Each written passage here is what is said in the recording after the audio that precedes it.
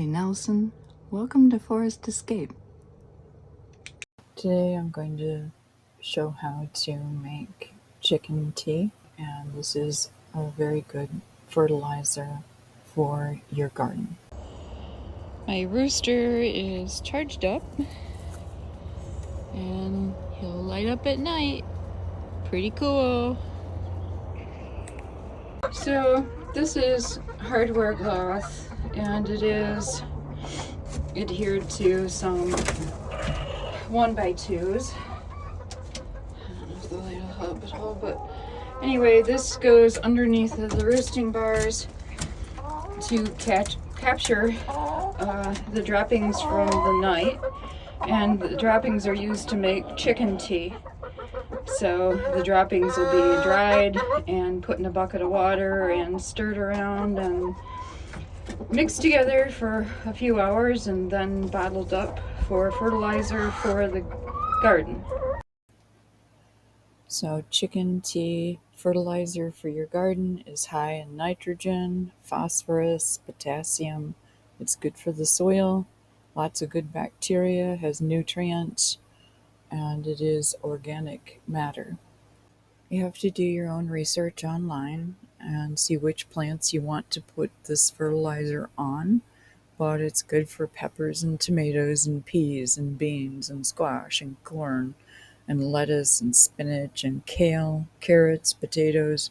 It's like a superfood, but you do need to be careful how much you put on and how often you put on. Another thing, you don't put any of this kind of fertilizer on when you're ready to harvest vegetables. So not close to when you're going to pick vegetables and eat them. So this is temporarily installed under the roosting bars, and we'll capture 2/3 of everything. Also make it a little easier to clean out, but I do have to put screws in it to make it permanent, but we're getting ready. So we have the makings of chicken tea. So I'm scraping the wire that was installed when I cleaned last.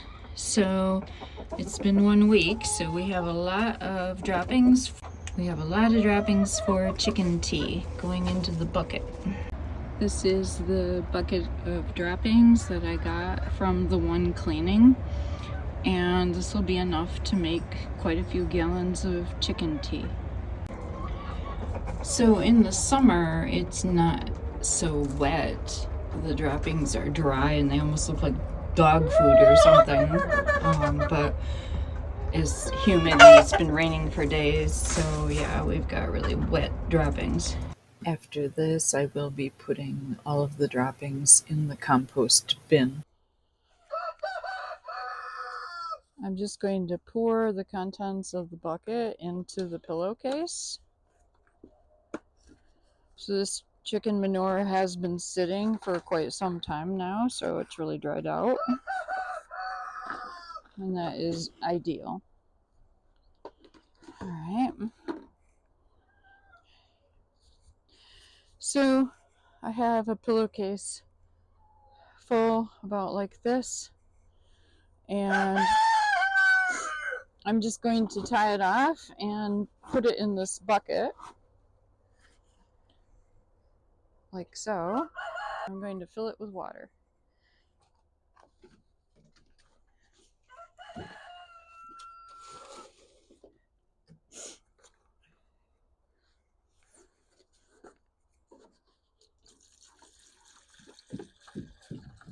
Oh, now that's a bad thing. That bucket is no good. All right, so good thing we figured that out. That bucket is not good. So now we're going to pour the rest of the chicken manure from the second day of gathering and put that in there. Okay. And now we're going to try this bucket and see if our luck is any better. That is pretty gross.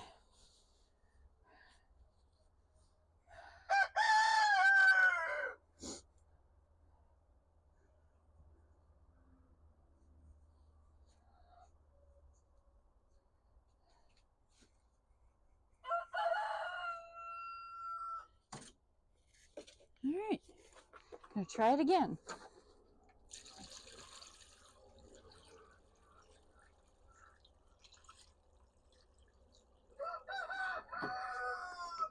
Okay. All right. This looks like it's going to work. So I'm pretty happy with that. And I think I can put a little more water in.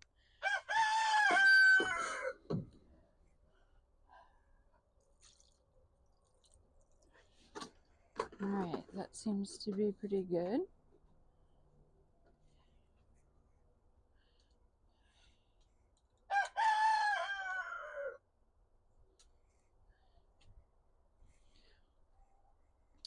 Alright, so now it's just going to sit like this for probably 2 days. And I don't know if I'm happy with how deep the water is. I think I need a deeper bucket. So unfortunately, I think I'm going to use my bucket for the end product because I definitely don't want to have to dilute everything over and over again. So here we go again. Out of this bucket into this bucket.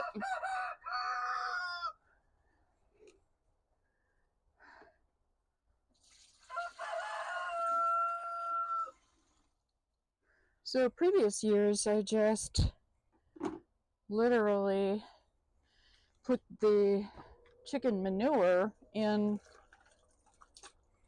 Tidy Cat containers and added water and let it sit like that. And it was sludgy. It was really gross and it didn't smell good.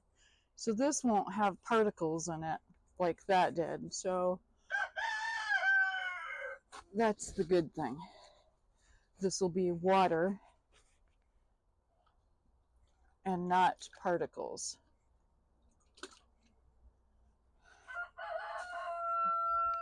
But the idea is to get a large quantity of this water. So I am going to add more.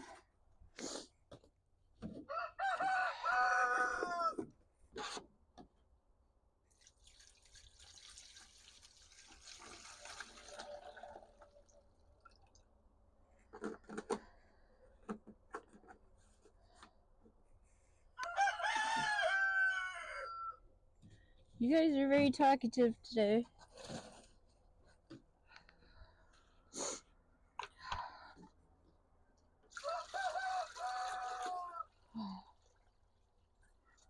Alright, so we got nice quantity now. Those other buckets just were not adequate. And now I don't have to make 2 batches because I have both buckets of chicken manure in here.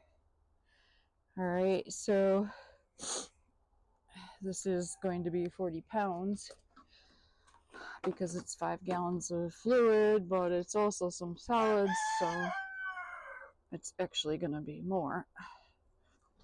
But I'm happy with that. And I'll just use a different 5-gallon bucket to put the hole in and the spigot in. Alright, I think that's good. Which rooster is the one making all the noise? Scar? Roosty? Spring?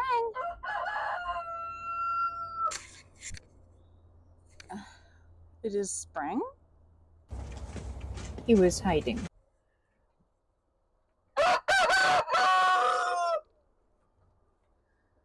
Roosty? Is that you making all the noise? Yeah? Are you the loud one? Certainly not Summer. Summer's quiet. So this is the Tractor Supply bucket that they got, just a regular bucket and lid. And I got a spigot with 2 silicone washers, and we're gonna have a bucket with a spigot in it for the chicken tea. Alright, so I've just got an old pillowcase and a string, and then of course I have all the chicken manure. So I got this set of paddle bits for like $7, and to buy the one I needed was $5, so I just got a whole set. Always need these anyway, so it's really worth getting. So I need the 3/4 for the spigot. Work on this. Okay.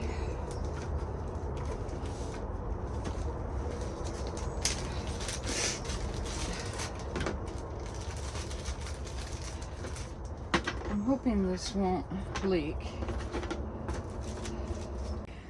Alright, now we have the right tool. That's always helpful.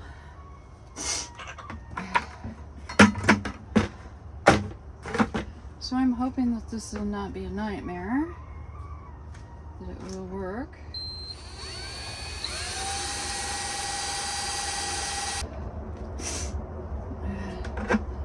Beautiful.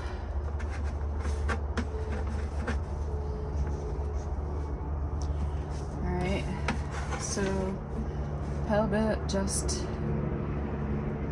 put a nice clean hole in there, and now I have to put washer on the outside and a washer on the inside. And this spigot is for a 5-gallon bucket. I bought it on eBay for like $6. So pretty cool.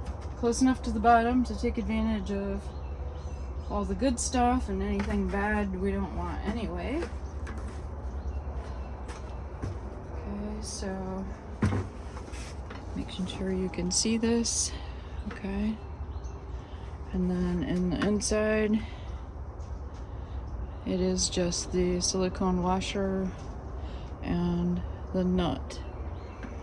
So I don't want to have to put my hand back in here again once I put the chicken tea in here. So I will test it with water to make sure that it does turn on and let flow, and turn off and stop flow.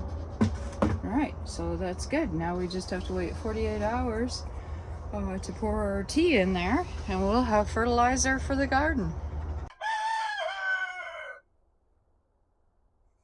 So there's our chicken tea.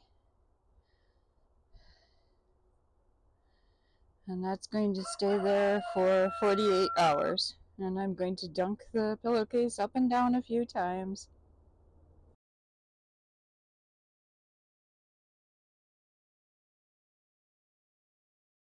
It has been 24 hours, so you can see the chicken tea is a lot darker now.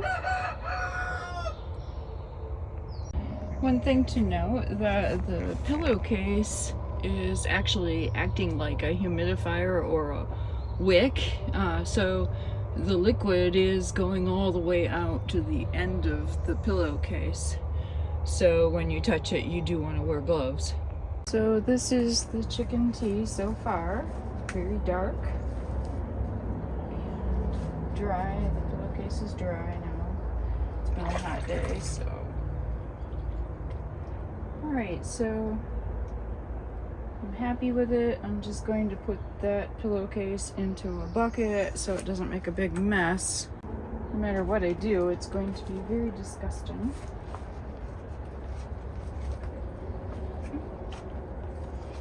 but you know, it saves $10 or $12 for fertilizer, so it's free. Alright, and now we have the finished product here, and I'm putting into my bucket with the spigot.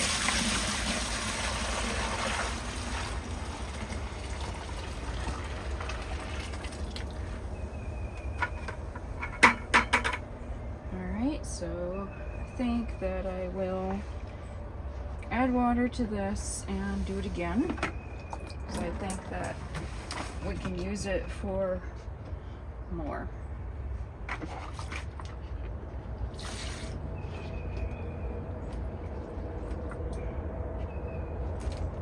So now we have the full strength chicken tea, and that will be diluted in jugs 10-1.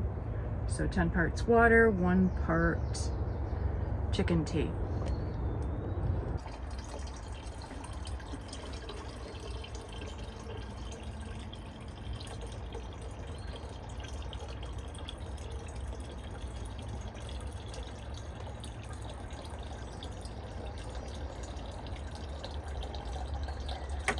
And I'm gonna say that's a good 10%. If you don't want possums in your garbage or any other animal in your garbage, you can hang it on the tree. It's tree garbage. Be sure to like and subscribe and share with your friends. Have a great day.